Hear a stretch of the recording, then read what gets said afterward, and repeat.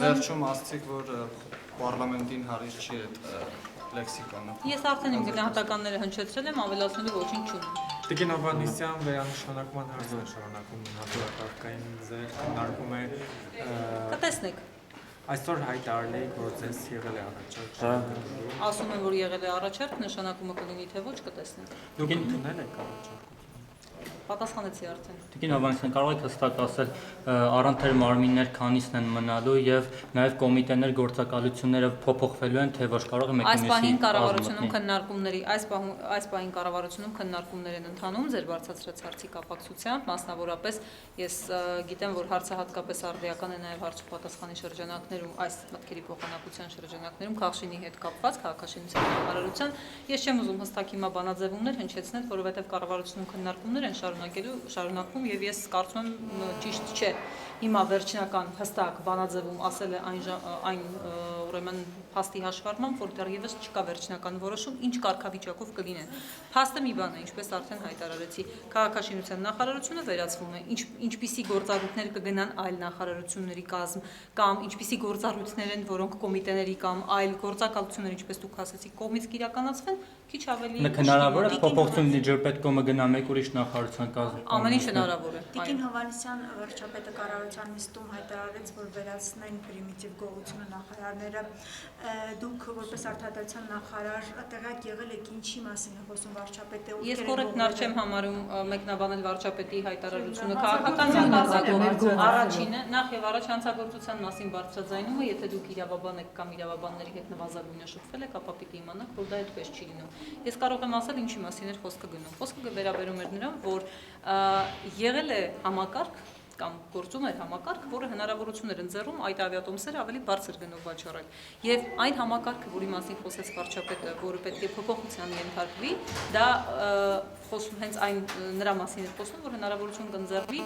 ամենացածր գնով ավիատոմսերը ձեռք բերել, ինչը տարբեր նախարարություններ նաև պիլոտային ծրագրի շրջանակներում իրականացրել էին։ Այլ բան չունեմ։ Վարչապետը ասաց, որ կարգի բերեք նախարարները։ Ես նորից եմ կրկնում, ես կոռեկտ չեմ համարում մեկնաբանել այն, ինչ քաղաքական առումով հնչեցրել է վարչապետը։ Ձեր նախարարությունը նման վարչապետը։ Ձեր նախարարությունը վարչապետի նշած այդ պրիմիտիվ Մեր նախարարությունը պիլոտային ծրագրի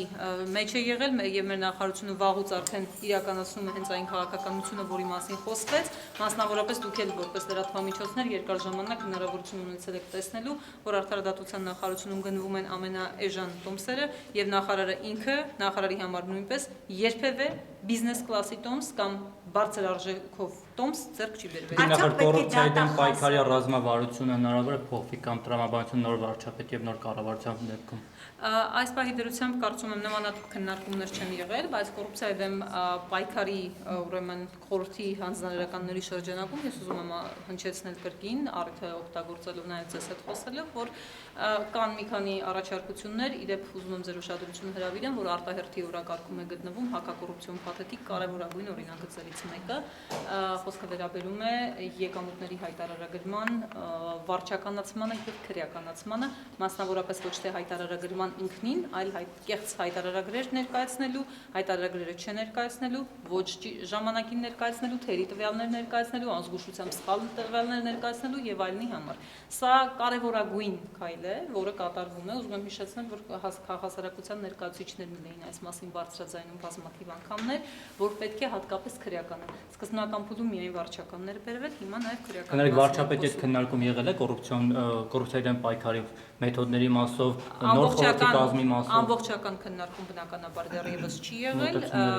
ամբողջական քննարկում չի եղել, վարչապետը ինքն էլ նշել է, որ կոռուպցիայի դեմ պայքարի խորհրդի աշխատանքներին առաջիկայում առիթ կունենա ծանոթանալու եւ իր մտությունները հայտնելու, բայց այն փաստը, որ այսօր կառավարության նիստի արտահերթ հրավիրած ներողություն օրակարգում է գտնվում օրինագիծ, որը հակակոռուպցիոն խորհրդի, այսպես ասենք, արդյունքներից մեկն է եւ այնտեղ քննարկված, դա խոսում է այն մասին, որ կոռուպցիայի դեմ պայքարի շրջանակներում կառավարության քաղաքականությունը շարունակում է մնալ առաջնային նախարար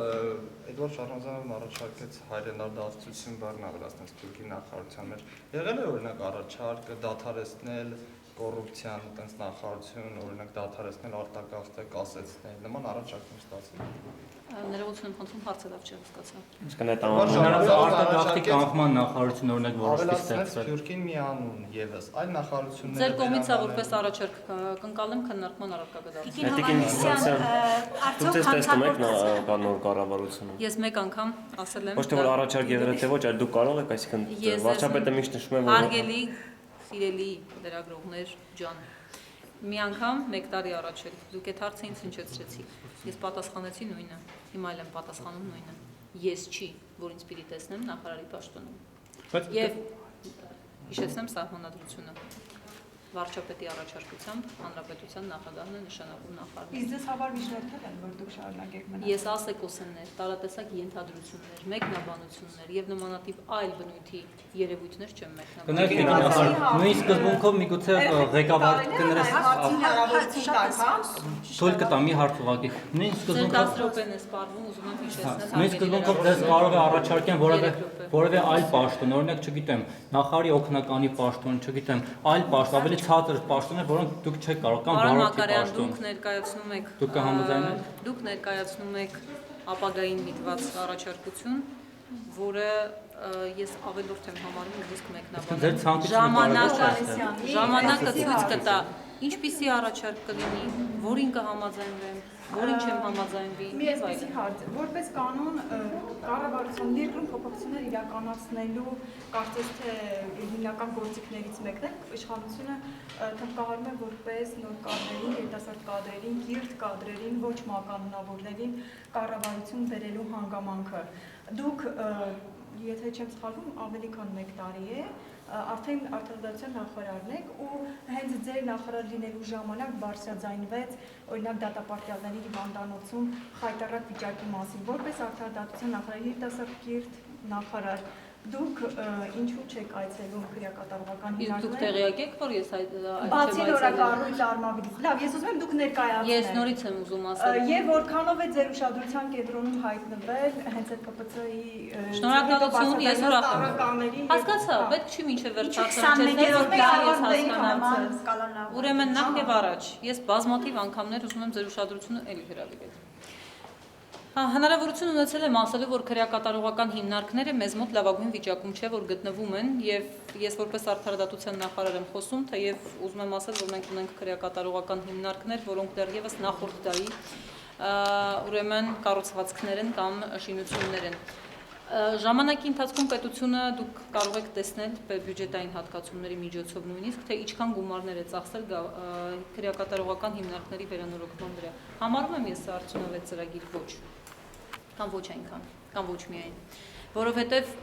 ես համարում եմ, որ պրոբացիոն ծառայությունը անելիք ունի այստեղ, լրջագույն անելիք ունի, որը հնարավորություն կտա դատապարտյալների քանակ նվազեցնել։ Քանակի նվազեցման հաշվին բնականաբար քրեակատարողական հիմնարկների շրջանակում ավելի օպտիմալ մոտեցումներ կարձանագրվեն, որովհետև ես համարում եմ, որ պետությունը չի կարող գնալ քրեակատարողական հիմնարկներ կառուցելու անընդհատ եւ ծախսատար ճանապարհով։ Այո, քրեակատարողական հիմնարկներում կան բազմաթիվ խնդիրներ։ Ուզում եմ մի բանի անդրադառնալ։ Հարգելի լրագրողներ, երբ որ որևէ